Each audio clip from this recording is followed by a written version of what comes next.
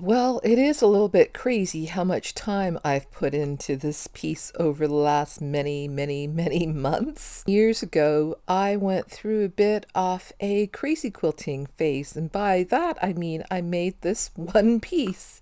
This type of quilt is made by stitching together small bits of cloth in really random and unplanned ways. And then once the pieces are sewn together, the seams are embellished with all kinds of embroidery stitches. And when I made this piece, about 30 years ago, I thought I had done a lot of embroidery on it. But really, it's nothing compared to this piece that I've been working on for several months now. It is a little bit crazy just how much stitching I've done on this piece, but I really love it. String piecing is something that quilters do usually by machine. They sew narrow strips of leftover bits of fabric together onto a background and create small shapes which then can be combined in different ways to create patterns, and this is my rather scruffy slow stitch version of that.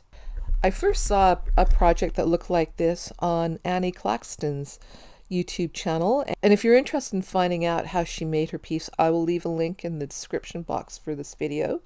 Now, when I did this piece, I used regular quilting cottons, but during Victorian times, lots of quilts were made with leftover bits of luxury fabrics like silks and satins. Now, I don't usually have a lot of that type of fabric around in my house, but last summer a friend of mine hosted a stitching event and there was all kinds of fabulous inspiration there, and also buckets and bins and boxes of all kinds of fabric, and quite a bit of it ended up coming home with me.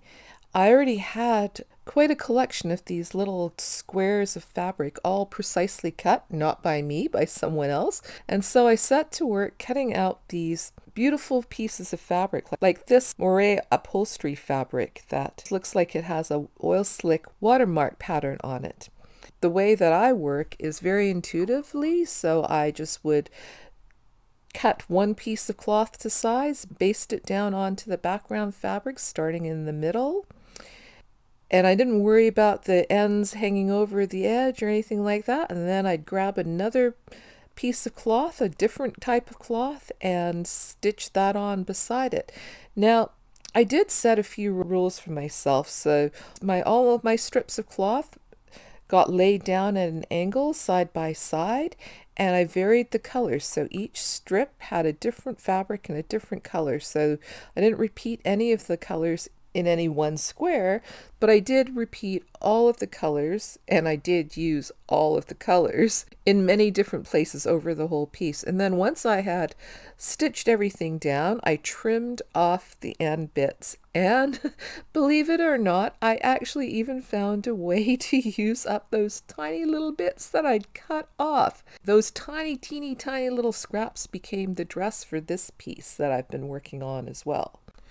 Once I had a few of these squares pieced together, I found places to add them to my quilt, and I bounced back and forth. I didn't make all of the background squares first and then sew them down. I did a bit at a time because that's the way that I like to work. I like to have variety, so that's why this piece was so satisfying to me, because when I got tired of making the squares, then I just switched over to doing the embroidery.